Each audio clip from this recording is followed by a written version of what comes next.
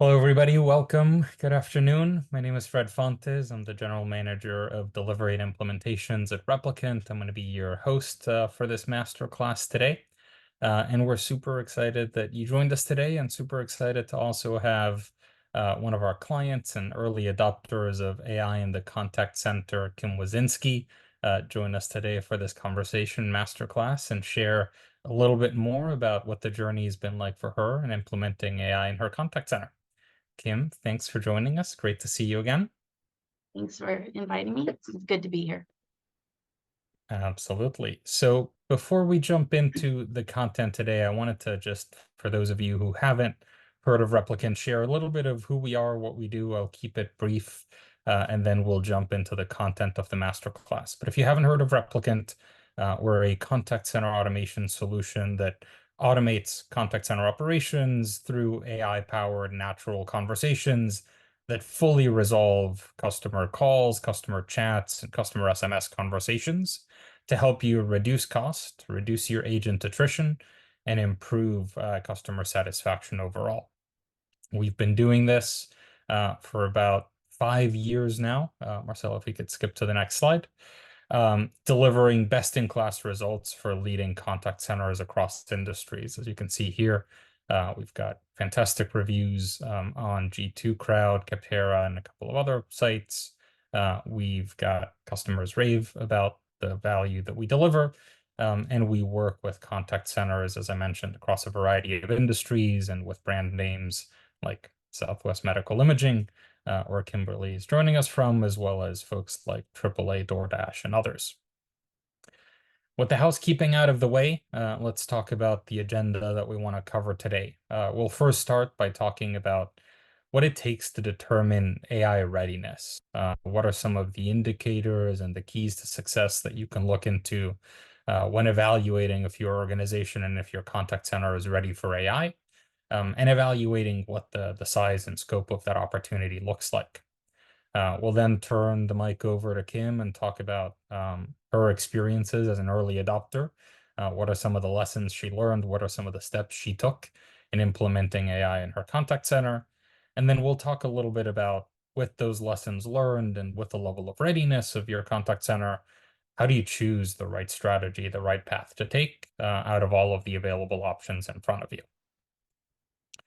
Now, jumping into determining AI readiness, before we start this conversation, we wanted to just throw out a quick poll and get a sense from you and the audience and what you believe your current level of automation in the contact center is. A, do you have no automation at all yet in the contact center? Calls are going directly to your agents after a queue. B, do you have some basic routing in place or automation for certain self-service tasks? Think traditional IVR. C, you have more advanced automation that is deflecting calls, routing customers to self-service options or providing canned answers or responses. Or D, do you have full AI-powered automation in your contact center today that is fully resolving tasks and calls?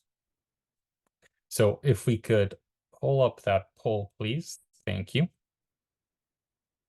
We'll give you all a second to respond, and we'll take a look at the results momentarily.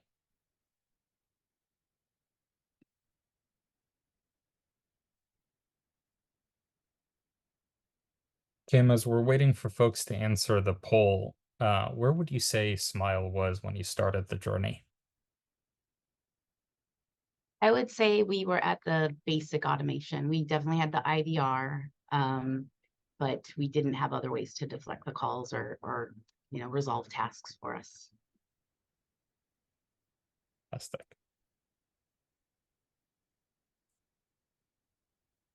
All right. Very much in the expected. If you can't see the results, we had about 21% of you say that you have no automation in place yet. 45% have the basic automation, IVR for routing, for example. 34% have more advanced automation to deflect calls, and 0% using AI to fully resolve tasks. You're in the right place. This is exactly the conversation we're looking at today, is how can you get started on the journey? By the way, before I forget, if you have any questions as we're going through the conversation today, please don't hesitate to post them in the Q&A section of your Zoom screen. That way you won't forget them and we'll be able to answer them at the end of the conversation. We'll leave a little bit of time for Q&A. Now, when we think about launching successful AI initiatives within the contact center, there are really, we think, 6 keys to success. One is understanding what are the immediate challenges that AI can help resolve. Two is building a predictable ROI model around those challenges. What is the impact that AI can help us drive in terms of cost savings, in terms of, as we mentioned earlier, reductions in agent attrition or impact on customer satisfaction. Third is making sure that you've got robust stakeholder buy-in. This is not a contact center only discussion. It's not an IT only discussion. It's really a question of how you bring those two organizations together. Fourth is making sure that you've got an integration-ready tech stack on your side. What does that mean in terms of telephony? What does that mean in terms of API or connectivity to underlying systems? Fifth is checking all of the right boxes when it comes to security and compliance, especially since you'll be using an automated system. And sixth is really thinking about what are those target use cases that are likely to drive the biggest impact? And in those target use cases, what does the conversation look like? Now let's step through these one by one. Starting with the immediate challenges, what we're looking at is what is it that you're trying to solve, or what is it that you're trying to solve for? Common examples in this particular area are, you've got high costs and budget pressures to reduce your cost and make sure that you meet your objectives. For many of our clients, the impetus is unpredictable call volumes. Your business is subject to either high seasonality or unpredictable call spikes that are difficult to staff against. Challenges with staffing. We hear this more and more from our clients, especially post-COVID. Real challenges getting folks staffed in the contact center. Certainly, if you've got long wait times or low CSAT, these are also pretty good drivers to identify that there's an immediate need or immediate opportunity to think about AI in the contact center. Jumping into the second topic is really thinking about predictable ROI. And this is the question of what's the cost benefit of deploying AI in the contact center. The way we typically think about this with our clients is to understand what's the trade-off between an automated solution and AI agents in the contact center today.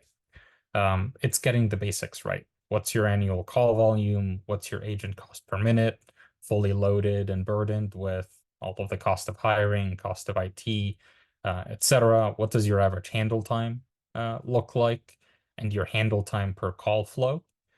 Really getting down to the level of how much time are my agents spending on the phone thinking about authentication or looking up account information. It's using benchmarks to evaluate a resolution rate for those different call flows, and then factoring in the cost of automation.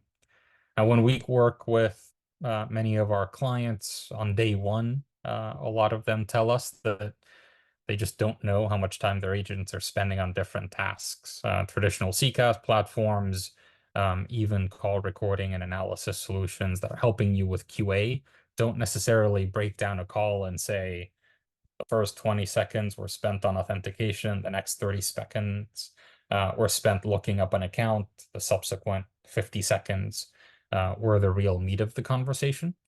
But we've developed tools on our side, working in partnership with our clients and other folks that can help tease out some of that intelligence.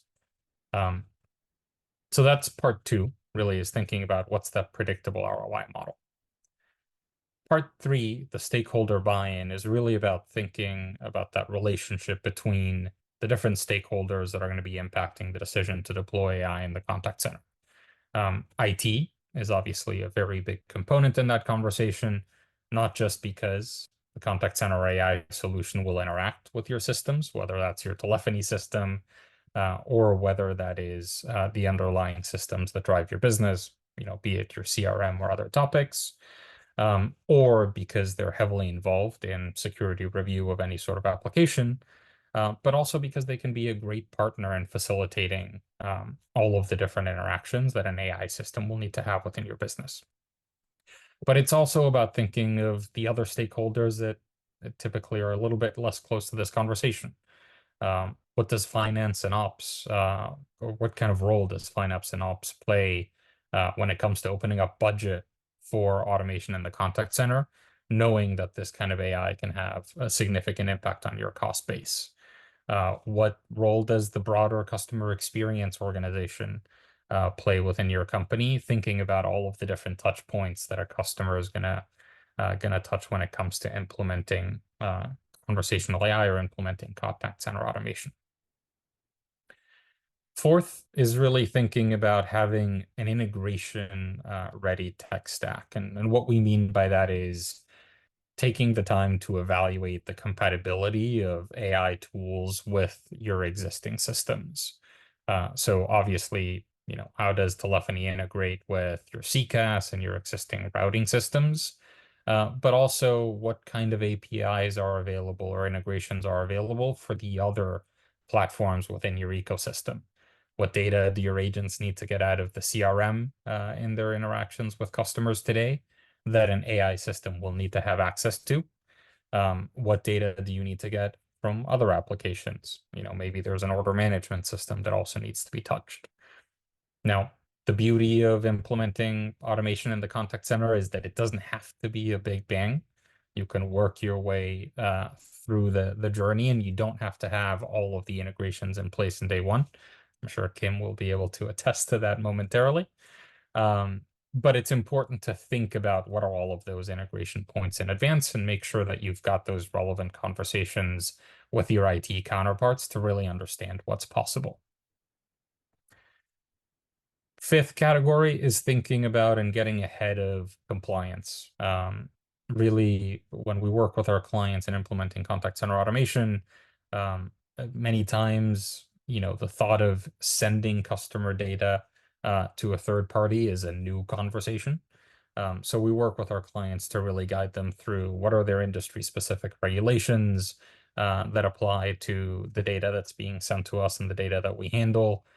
What's some of the customer information that needs to be managed in a sensitive way by a contact center AI solution, and what kind of security protocols do you need to apply, especially as you're thinking about topic du jour for many folks today, generative AI. What kind of information is being sent to these generative AI models? How is that information being used? And how do you make sure that that information doesn't end up in, model training parameters that then end up in the web?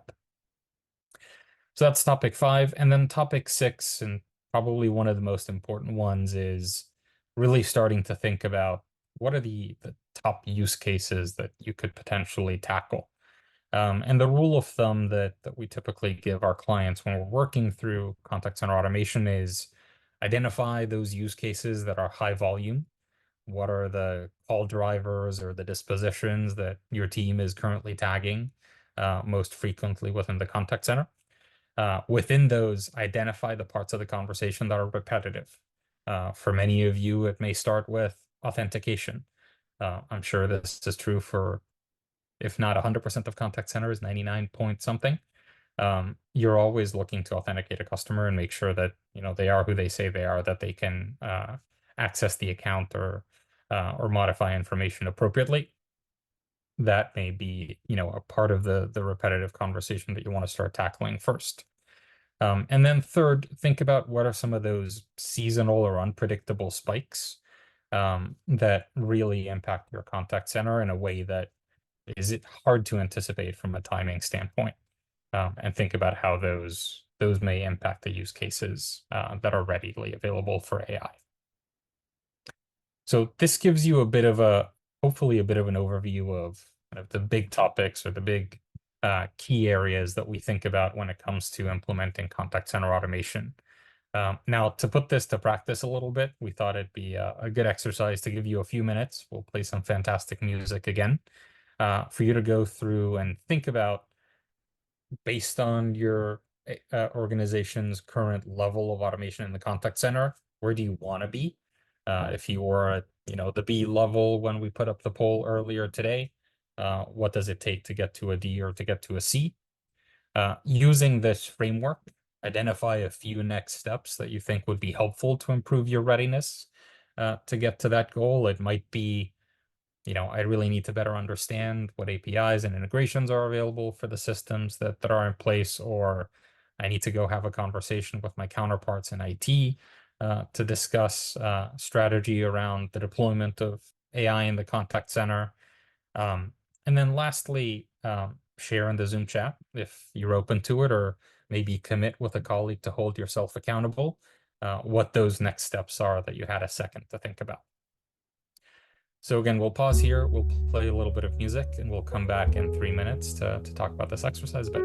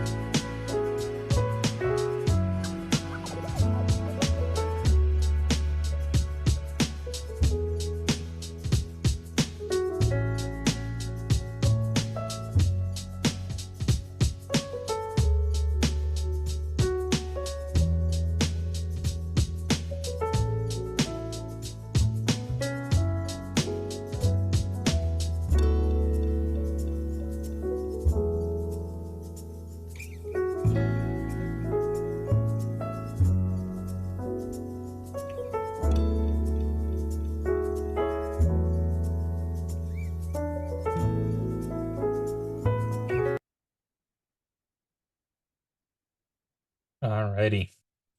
Shall we jump back in? Any takers on some next steps or opportunities that you identified in getting ready for automation in the contact center? Feel free to post it in the chat. And while you do that, Kim, thank you again for joining us today. We're super excited to to have you here with us and have the audience learn a little bit more about your journey in contact center automation and AI in the contact center. Before I pepper you with questions, maybe take a second to introduce yourself and introduce Southwest Medical Imaging to the folks who may not know. My name is Kim Wazinski, and I work for Southwest Medical Imaging, also we call known as Smile throughout the valley. We're radiology outpatient imaging. Been around for about 50 years, and I've been here for 23 of those years. And we have about 45 to 50 radiologists and about 15 locations that we schedule for. Things from X-ray to MRI and PET exams. That's fantastic. And quite a bit of call volume as a result. And Yes. maybe to kickstart the conversation, Kim, what were some of the challenges that you were facing in the contact center at Smile that got you to, scratch your head and think there's got to be a better solution to this? I need to look into AI. I think, like you already mentioned, and that other people are having the same struggles, it's staffing since COVID. And along with that, we were getting ready to add 5 locations onto our list of current ones, which was going to add a lot of call volume. And I was worried about our hold times. So I was looking for solutions that we could offer our patients self-service options. And I started looking around for that. And the other struggle because of staffing, it was getting patients in for exams. So not just at the contact center, but at the sites, having technologists to do the exams. So some patients, just like at the dentist, want to get in earlier and have a wait list, but we didn't have that option. So that's kind of what started me looking, was waitlisting, when I stumbled upon Replicant. That's super interesting. And when it came to the staffing challenges, Mhm. was it mostly a question of, finding talent in general? Is it finding talent specialized to your industry? What were some of the challenges that you were facing? It was in general. We just stopped getting applications and resumes. It's like I don't know where everyone went. So, and then even being able to let people work from home, and that was helpful, but we still were having challenges just finding people that wanted to work and wanted to work full time. So Yeah, absolutely. As I mentioned earlier, it's something that we're hearing from many of our clients, especially post COVID, is the market, folks in the contact center is really challenged. And yes, like you said, the ability to work remote, the ability to work from home helps. It expands your pool of folks who may be interested, but it's still a tough job to hire into. it is.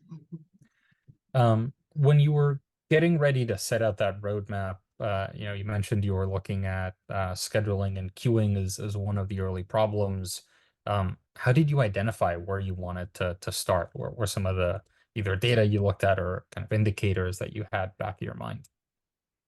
I mean, truly, I wanted to go all in and go big with my roadmap. I was like, I was picking the United States, and it took the team at Replicant to say, "Hey, Kim, let's start with Arizona. We need to like start small, learn your stuff before we get the rest of the stuff." We had some challenges or roadblocks along the way with our vendor and getting an API in place. So we had to kind of pivot and utilize our IT team and the dev team to figure out a way to get something started. Um, so I had to figure out, my roadmap was what's obtainable right now, and pick some of the things like low-lying fruit, that just things that are easy to take off the scheduler or the operator's plate so they can really focus on the patient. Fantastic. And that's couldn't have teed it up better if we tried, Kim. Um, what do your patients think about the automation now that it's in place? And on the flip side, how do your agents feel about having a teammate that is AI powered, helping them on the journey? So we really haven't heard a lot from our patients, surprisingly, because they are very vocal and they don't have a problem. telling us their opinion. So to me, no news is good news. They must be enjoying being able to help themselves. The few people that have complained are more of that they kind of caused their own issue by not listening to the IVR and just trying to bypass and get to an option that can't help them. But I would say in general, it's been well received by our customers. And then the agents, of course, at first, like, should I be worried? Is this going to replace me? And we just had to explain it's here to assist you.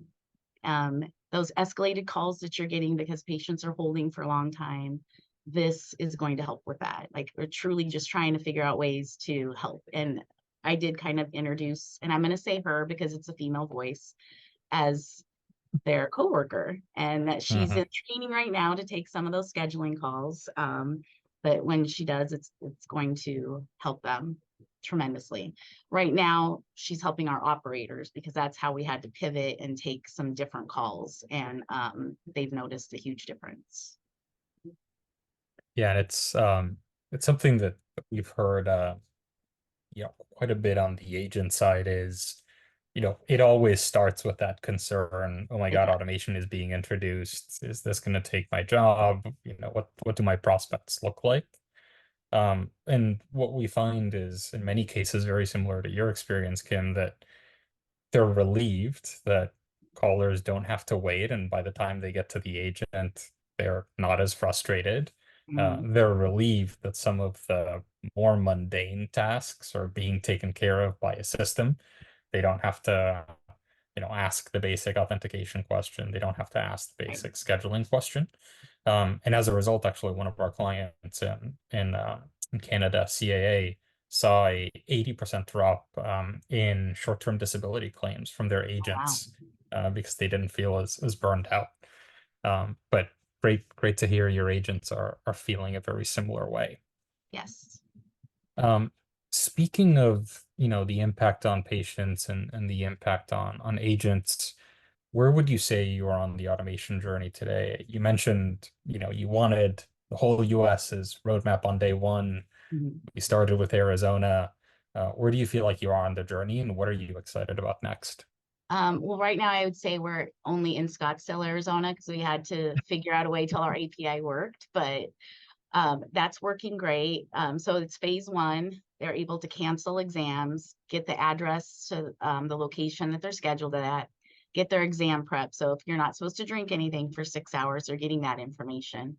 Or if they just need the date and time of their next exam because they didn't write it down. Um, sorry.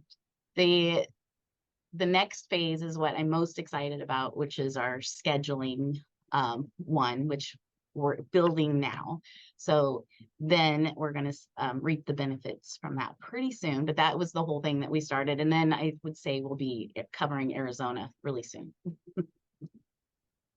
We're excited about that next step as well. I know it's been a journey working with your third party partner. Yes, it has. Um, in terms of results, day one, maybe Mhm. talk us through kind of what were your expectations, what were you looking to get out of automation beyond, controlling your queue times, and how are you thinking about success and ROI today? I was just hoping to help the patient so they didn't have to hold because there was times when we started those 5 locations that they were holding an hour at that very beginning of of actually this year. So for the very first week we went live with Replicant, and again, it was just our operating queue, not the scheduling queue, but still a lot of calls. They were able to cut the calls coming into the operator queue in half. We were answering maybe only 65 to 75% of our calls, but that first week we were able to answer 93% of the calls because they took half of our calls away. And the abandon rate dropped from 22% down to 4%. That has continued to get better. So like last week, we answered 96% of our calls with a 3% abandon rate because the patients are getting used to the system or the thinking machine has kind of learned from us or we've made some tweaks along the way. Yeah, huge impact to the patient Yes. experience. I assume if you go from 1 out of 4 calls not getting to an agent to, Yes. virtually all of them getting there and being scheduled. Yeah, absolutely. That's remarkable. Um, Take us back to the conversations with your partners on the technology side of the house. We know they're always busy. We know it's tough to get their attention. How did you partner with IT when you were going through the process of, you know, from that idea of I need something to help me to, picking a partner and going through deployment?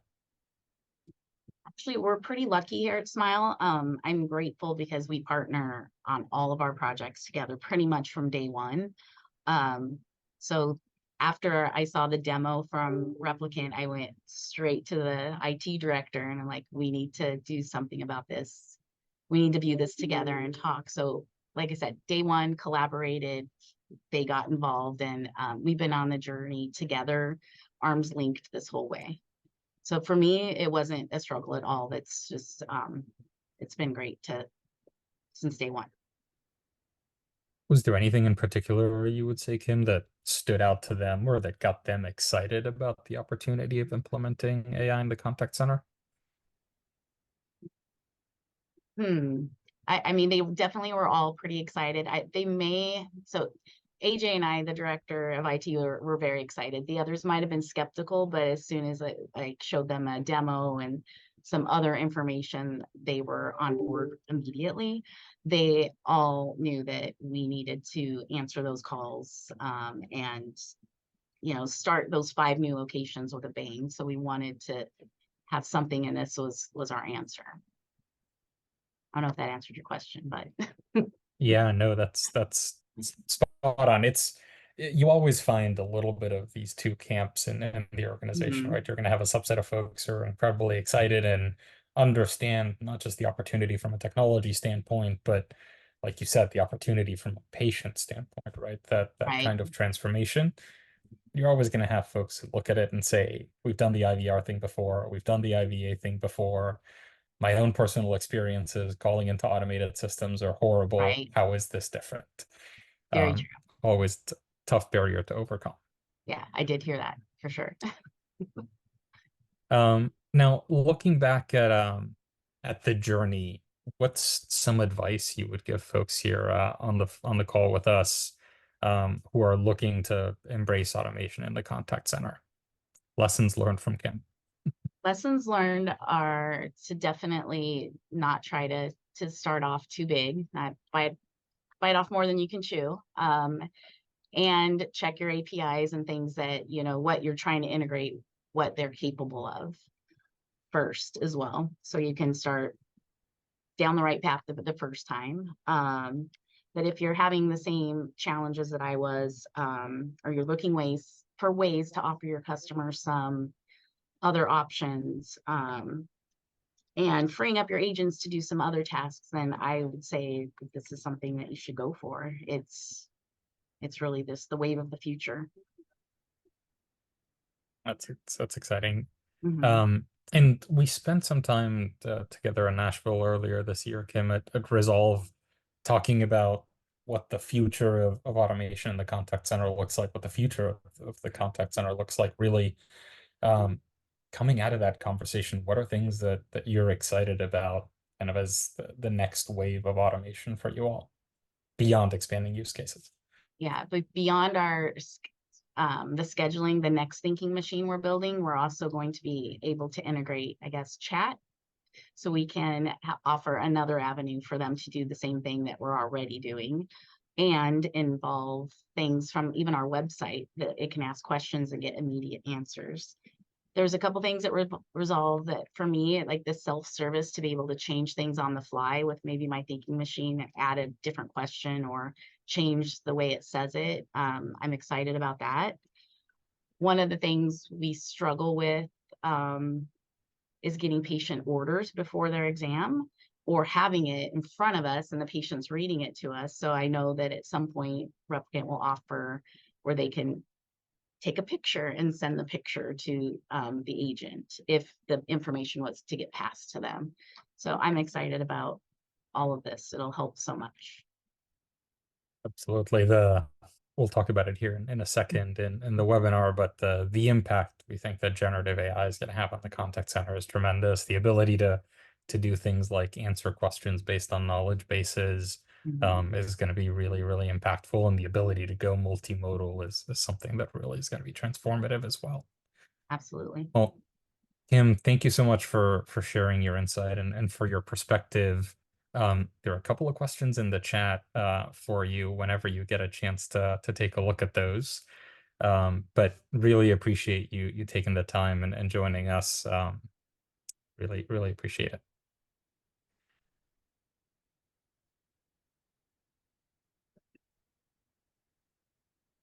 The one question, what was the primary demo that call in? Um, the demo that I saw, I think this is what you're asking. Genesis Cloud is our phone system, and they invited Replicant to speak, and that's where I saw the demo. So it was at a collaboration webinar, kind of similar to something like this. And in terms of customer demographics, Kim, Mhm. what does your patient profile look like?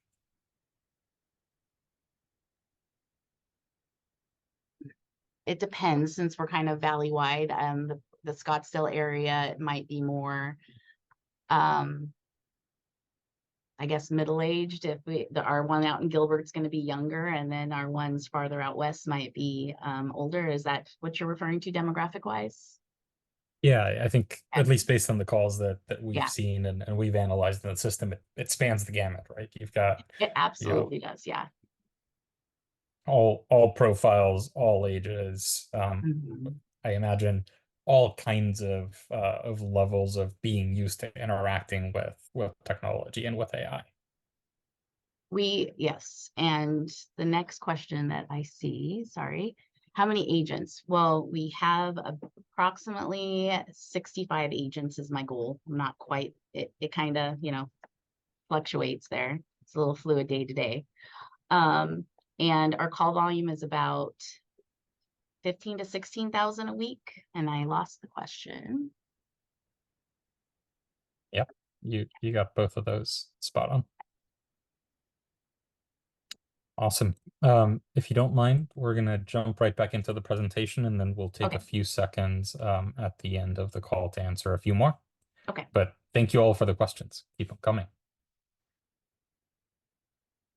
Alrighty. So now that we've talked a little bit about some of the keys for success and evaluating readiness for AI in the contact center, and we've heard some amazing lessons from Kim, we wanted to talk a little bit about choosing a strategy. Once you've determined that you're ready, you've taken some of these lessons, how do you determine what's the path you want to go down and what are some of the choices along the way? It all starts, if we can jump, or before we jump in, one more quick poll. The question here is, do you have a strategy for implementing AI in your contact center? A, no strategy in place. B, we have a high level strategy, but no specifics. Not sure what use cases, not sure how. C is a partially defined strategy with some use cases. D is a clearly documented strategy with use cases and goals attached to them. We'll give you a few seconds here to answer the poll. Kim, if I can put you on the spot again, where would you say you were when you started the journey at Smile?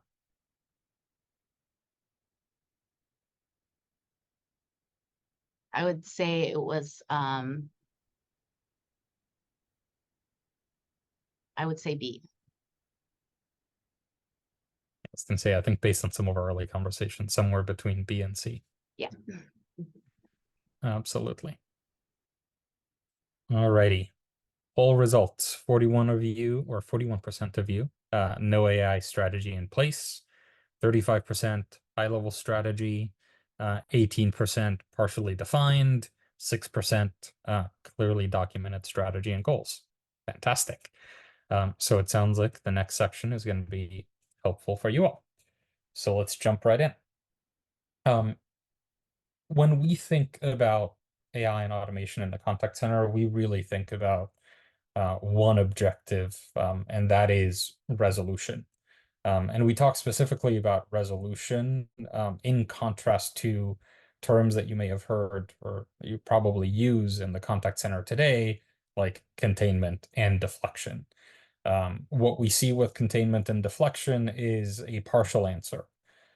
They help get people out of the queue and they alleviate the immediate problem, but they don't necessarily materially decrease your cost. They typically don't decrease attrition because they just frustrate the callers, and by the time they get to the agents, they're going to be a little bit pricklier.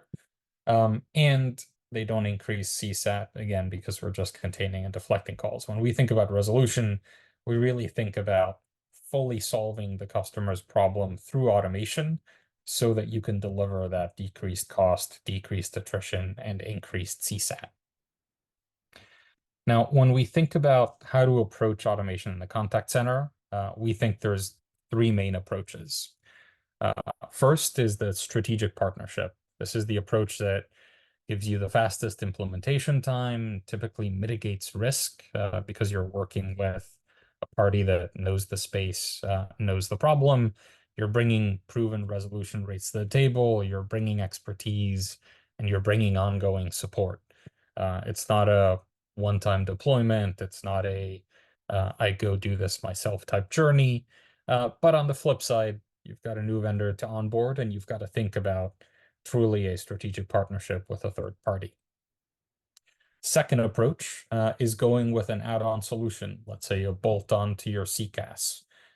Typically, a cheaper answer with a familiar vendor who's already gone through your processes, already has an MSA in place, and all of the other agreements that help grease the skids. But what we typically find is more limited conversation accuracy and flexibility. These systems are bolt on for a reason. They tend to be a little bit more rigid. They don't have as robust a functionality, therefore deliver lower resolution rates, and in many cases risk CSAT. And I should add here, it doesn't necessarily mean it's a faster time to deployment, at least from agreement signed to system live on the phone.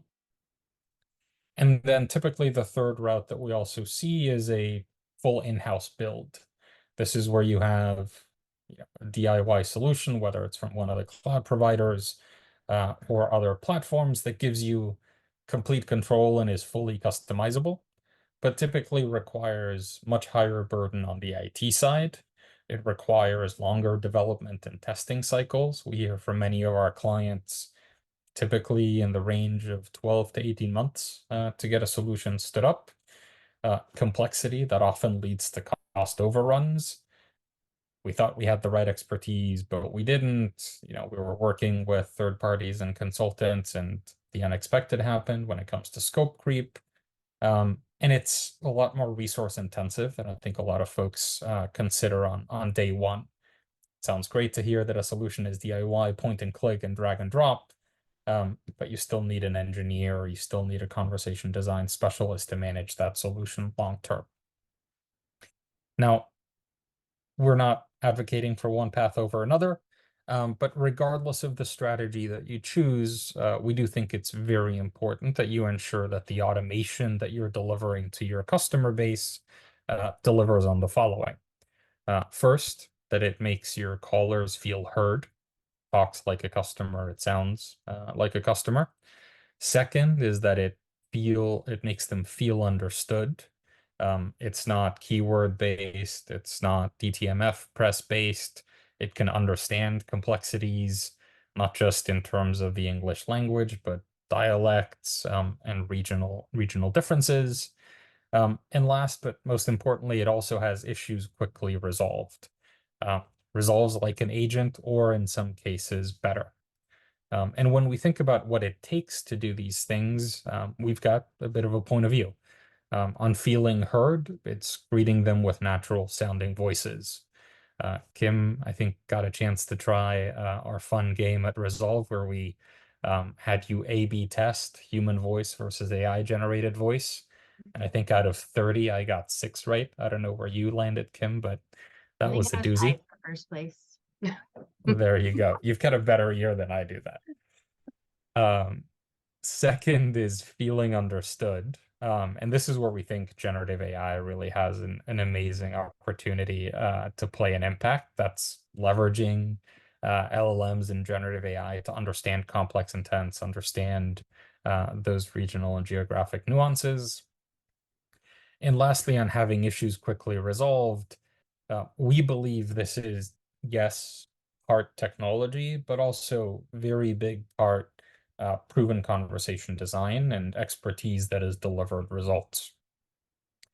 Now, jumping into each of these sections, on the natural voices, really what's, I think, incredibly exciting over the last 12 months is just as much as we've seen advances driven by OpenAI, ChatGPT, and these amazing chat-based models, there's an entire army of models that has been built that deliver incredibly naturally sounding voices.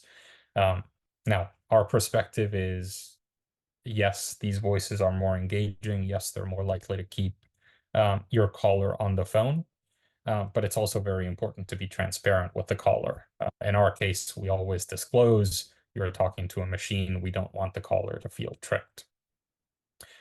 Second area is leveraging LLMs, and this is where we're seeing really incredible results across a variety of different areas. With generative AI, we're seeing not just higher resolution rates because these new models do a better job of understanding what callers are saying, but we're also seeing shorter calls, more natural conversations, and faster speed to deployment. On shorter calls, you can collect multiple entities at once in ways that were difficult to do previously. On more natural conversations, the repair paths are much more natural than they used to be. And the beauty is all of this, while I'm sure there are questions from your IT and InfoSec teams, is now getting to the point where it's as scalable and as secure than many of the older generation of models, which we're incredibly excited about. And then lastly, on conversation design, it really is about bringing the expertise to the table. And when we talk about expertise in conversation design, many times we're talking about what you see below the waterline on the iceberg picture here. I'm sure many of you, when you think of conversation design, you're thinking scripting. What is the machine saying to the human? How is the human responding? What many folks don't think about is transcription and hinting. What model do I use for what kind of turn to deliver the best results, and what kind of insights do I need to provide to that model about what it should expect? How do I pre and post process entities that I hear from a customer? For example, if somebody is doing an alphanumeric spell out, how do I make sure that the model understands that A as an alpha and A as an apple are the same thing? Fallbacks and repair paths. Kim has seen this in a couple of our other deployments. The importance of being able to switch channels. Sometimes voice is not the best way to collect information. How do you send somebody an SMS with a flex form that allows them to easily fill out the information and breaks that barrier for things like, an email address, for example, which is, even for a human agent, tough to collect. I have a double last name that is like 20 characters long. I've got scars trying to tell people my email addresses. And then lastly, flow design. How do you structure the conversation in a way that is highly effective? Do you ask, yes, no questions first? Do you ask open-ended questions first? And how do you balance those? And it's the combination of all three of these, the more natural sounding voices, the generative AI, and the conversation design expertise, that delivers the kind of results that you heard from Kim earlier. Resolution rates in the 40% plus rate, conversation success, 70% and above, with much, much lower handle times. We see on average that this kind of automation can handle the same type of conversation in about 50% of the time that it takes an agent. Not just advantageous from a cost standpoint, but massively advantageous from a consumer standpoint, who doesn't want to spend half the time on the phone trying to get their issue resolved.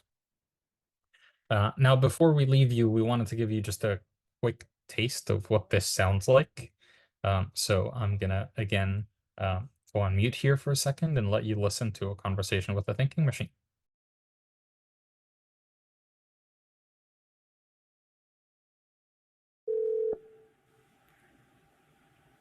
Thank you for calling Countryside Insurance. I'm a thinking machine on a recorded line. I was able to locate a policy linked to this phone number. Am I speaking with Benjamin? That's me. Perfect. I have your policy right in front of me. How can I help you today? I've got a problem. So I can resolve your issue. Can you tell me more about the problem? Yeah, I got in a fender bender on Highway 24 near the Trinity Lane exit. I drive a gray Honda, and this other Tesla just clipped me. It was a total hit and run. I understand you were involved in an accident. Are you currently in a safe place? I was able to pull into a Love's travel stop. Okay, let's help create a claim right now. Are there any injuries? We're all fine, thank you. It's good to hear that there were no injuries and that you are in a safe place. To complete your claim in less than 4 minutes, I'll need to collect a bit more information. I heard you were driving a gray Honda. Is that the one you have on file? You got it. If you have it, what's the license plate of the other vehicle? Let me find it. Sure, I'll hold. So my dash cam caught it, and it's a California plate. It's X is in X-ray, Y is in Yellowstone, 8756. I got a California plate XY 8756. Is that correct? Actually, it's X as in X-ray, Z as in zebra. That's XZ 8756, right? That's the one. Thanks. Just a few more questions. Were there any passengers in the vehicle? My partner was in the passenger seat, and we got a toddler in the back. Are you able to send me a photo of the damage to the vehicle to assist with your claim? I'm happy to. I'll text you a link. Please open it and attach photos of the front, back, and sides of the vehicle. I'll be here if you have questions. All right, so I've got the link, and I'm going to open it up, and I'll take a photo of the front of the vehicle, and the side of the vehicle, and the back of the vehicle, and the other side, and send that in. Thanks for submitting the photos. Would you like to schedule a repair at an authorized car service center? I better do that. My ride is looking pretty bad. There are 2 options based on your current location in Nashville, Tennessee: Fred's Auto Repair and Music City Motors. Which would you prefer? Who can see me the earliest? Music City Motors has availability tomorrow morning at 9 to drop off your vehicle. Would you like to book it? Does my policy cover a rental car while my vehicle's in the shop? Yes. As a Platinum member, you are entitled to a complimentary rental car while the repairs are being made. You will have to book the rental using the credit card we have on file. Would you like to verify that card now? Let's do it. Just so you know, we won't be recording this next part of the call while I take your payment details. I see a credit card on file ending in 98A4. Can you please confirm the 3-digit security code on the back of the card? Yes, 376. Thanks. Your card has been verified. Would you like to complete the booking tomorrow at 9 for Music City Motors? Please and thank you. Your booking is confirmed. A confirmation message has also been sent via text and email. Have you contacted the police to file an incident report? No, I haven't, and it's not something that I've done before. I'm actually feeling a bit shaken up. I wonder if you'd be able to transfer me to someone who can help. Sure. Please hold while I transfer you to a representative. They will have a full record of this call. All right, so that's the future.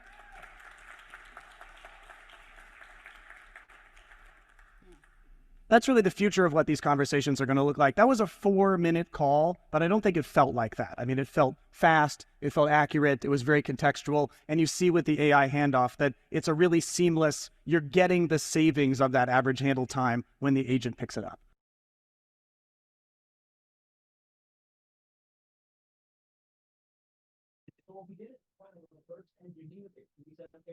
Fantastic. Well, hopefully you all enjoyed that demo, a little bit of a taste of what AI in the contact center can look like. If we jump to the next page, we'll leave you with one quick quote before we leave, and then I think we've got one last question that we're going to try to squeeze in and answer. This is a quote from Brad Lightcap, the COO of OpenAI, who we spoke to at that same Resolve conference that Kim and I talked about earlier, and that video was filmed at, and really the biggest insight from him was the time is now. The mistake that he sees with their clients frequently is folks who come to them and think about solving for the world and, capturing, as Kim said earlier, the entire US on day one.